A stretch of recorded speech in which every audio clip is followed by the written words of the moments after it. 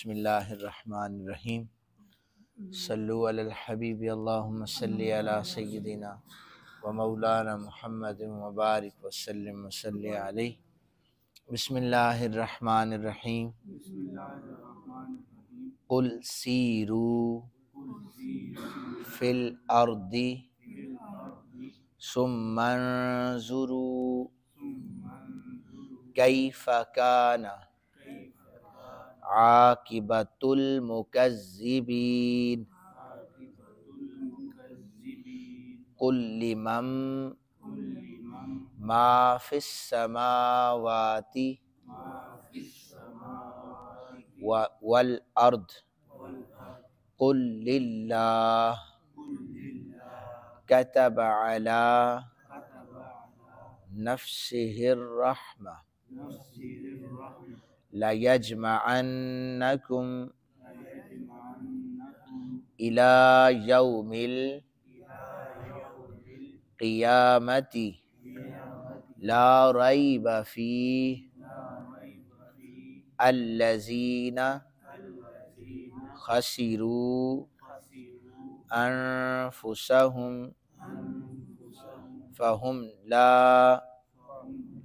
يُؤْمِنُونَ وَلَهُ مَا سَكَنَ فِي اللَّيْلِ وَالنَّهَارِ وَهُوَ السَّمِيعُ الْعَلِيمُ۔ صدق اللہ العظیم۔ ترجمہ سماعت فرما لیں۔ اللہ عز و جل ارشاد فرماتے ہیں، آپ کہیے کہ تم زمین میں گھومو پھرو، پھر دیکھو جھٹلانے والوں کا انجام کیسا ہوا۔ آپ ان سے کہیے کہ آسمانوں اور زمینوں میں جو کچھ ہے وہ کس کی ملکیت ہے؟ آپ کہیے کہ وہ اللہ ہی کی ملکیت ہے۔ اس نے محض اپنے کرم سے اپنے اوپر رحمت لازم کر لی ہے۔ وہ تم کو ضرور قیامت کے دن جمع کرے گا جس میں کوئی شک نہیں ہے، مگر جن لوگوں نے خود اپنے آپ کو نقصان پہنچایا ہے وہ ایمان نہیں لائیں گے۔ رات اور دن میں جو بھی سکونت پذیر ہے وہ سب اللہ ہی کی ملکیت ہے، وہی خوب سننے والا بہت جاننے والا ہے۔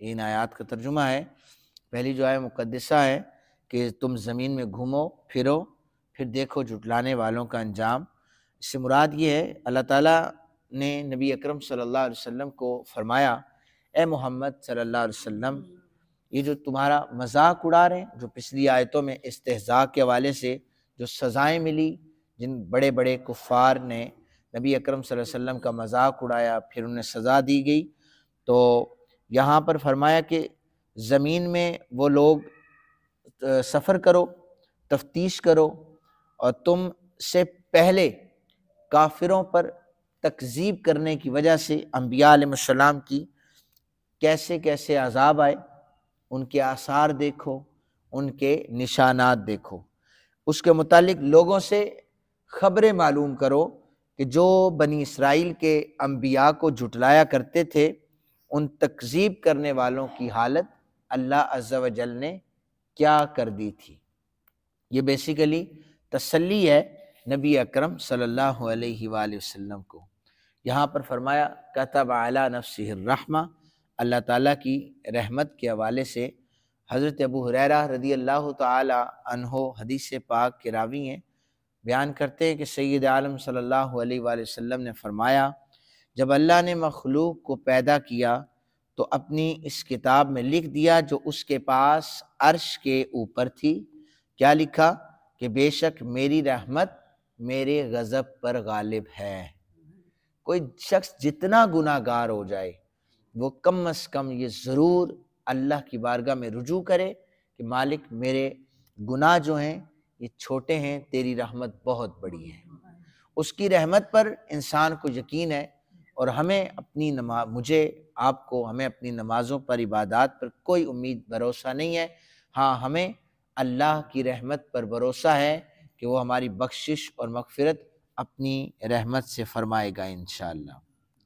سیدنا ابو ہریرہ رضی اللہ تعالیٰ عنہ بیان کرتے ہیں کہ سید عالم صلی اللہ علیہ وآلہ وسلم نے فرمایا، اللہ تعالیٰ کی رحمت کے 100 حصے، 100 رحمتیں ہیں اللہ کی، جنات، انسانوں، جانوروں، حشرات الارض، ان سب میں اللہ نے صرف ایک حصہ رحمت کا رکھا ہے، صرف ایک رحمت۔ یہ ایک حصے سے فائدہ کیا ہے؟ کوئی وحشی جانور اپنے بچوں سے پیار کرتا ہے، انسان ایک دوسرے سے پیار کرتے ہیں، جتنے پیار محبت کے رشتے ہیں، یہ ایک رحمت کا کمال ہے۔ جو 99 رحمتیں اللہ نے مؤخر فرما دی، فرمایا کہ ان 99 رحمتوں سے میں قیامت والے دن اپنے بندوں پر رحم فرماؤں گا۔ ایک رحمت کا یہ عالم ہے تو 99 رحمتوں کا عالم کیا ہوگا؟ حضرت سیدنا عمر بن خطاب رضی اللہ تعالیٰ عنہ بیان کرتے ہیں کہ نبی اکرم صلی اللہ علیہ وسلم کی خدمت میں قیدی پیش کیے گئے، قیدیوں میں سے ایک عورت کسی کو تلاش کر رہی تھی، تو اچانک سے اس نے قیدیوں میں دیکھا کہ اس کا بیٹا موجود تھا۔ اس نے اپنے بیٹے کو سینے سے لگا لیا اور چمٹا لیا، پھر اسے دودھ بھی پلایا۔ سید عالم صلی اللہ علیہ وسلم نے ہم سے فرمایا تمہارا کیا خیال ہے، کیا یہ عورت اپنے بچے کو آگ میں ڈال سکتی ہے؟ تو ہم نے عرض کی نہیں، خدا کی قسم یہ اپنے بچے کو آگ میں کیسے ڈالے گی، یہ اس سے اتنا پیار کرتی ہے۔ رسول رحمت صلی اللہ علیہ وسلم نے فرمایا یہ اپنے بچے سے جس قدر پیار کرنے والی ہے، اللہ اپنے بندوں سے اس سے کہیں زیادہ رحم فرمانے والا ہے، تو وہ کیسے اپنے بندے کو آگ میں ڈالے گا؟ اس پر ایک اعتراض ہو جاتا ہے کہ جہنم میں تو لوگ جائیں گے نا، پھر تو وہ رب اتنا پیار کرتا ہے تو وہ کیسے جہنم میں پھینک دے گا؟ تو مفسرین کرام نے اس کا جواب یہ دیا ہے کہ جن لوگوں کو جہنم میں پھینکا جائے گا اصل میں انہوں نے اپنے آپ کو اللہ کا بندہ سمجھا ہی نہیں ہوگا۔ یہاں پر بات ہو رہی ہے اللہ اپنے بندے پر رحم فرمائے گا، تو جنہوں نے حقوق بندگی ہی ادا نہیں کیے تو ان کے ساتھ یہ عذاب والا معاملہ ہوگا۔ حضرت ابو ہریرہ رضی اللہ تعالیٰ عنہ اس چوتھی حدیث پاک کے راوی ہیں، فرمایا نبی پاک صلی اللہ علیہ وسلم نے کہ ایک شخص کی موت کا وقت جب قریب آیا، اس نے کہا اپنے بیٹوں کو وصیت کی کہ جب میں مر جاؤں نا تو تم ایسا کرنا کہ میرے جسم کو جلا دینا، جو گوشت جل جائے گا ہڈیاں بچ جائیں گی، ان ہڈیوں کو پیس کر ہواؤں میں بکھیر دینا، یعنی میں اتنا گناہگار ہوں، میرے ساتھ یہ عمل کر دینا۔ پس اگر اللہ عز و جل نے مجھے عذاب دیا اور نہ دیا، اس کی مرضی ہے، دے دیا تب بھی اس کی مرضی ہے۔ اس کے بیٹوں نے اس کی وصیت پر عمل کیا، مرا، اسے اسی طرح جلایا، اس کی ہڈیوں کو پیسا، سمندر میں بہا دیا۔ اللہ عز و جل نے اس سے فرمایا، حضور فرماتے ہیں اللہ عز و جل نے اس سے فرمایا کہ تمہارے اس فعل کا محرک کیا تھا، یہ کس نیت سے کیا تھا بتاؤ؟ اس نے کہا مجھے صرف اور صرف تیرا خوف نظر آ رہا تھا، اللہ نے اس خوف کی وجہ سے اس کی بخشش فرما دی۔ یہ حدیث مبارکہ صحیح مسلم میں موجود ہے، توبہ کے باب میں، صحیح بخاری میں موجود ہے، سنن ابن ماجہ میں موجود ہے، سنن نسائی میں موجود ہے۔ تو اللہ تعالیٰ کا خوف ہونا چاہیے، خشیت الہی ہونی چاہیے، اور اس کی رحمت سے امید رکھیں۔ اللہ تعالیٰ بخشش کرنے والا، مغفرت فرمانے والا ہے۔ وما علینا الا البلاغ المبین۔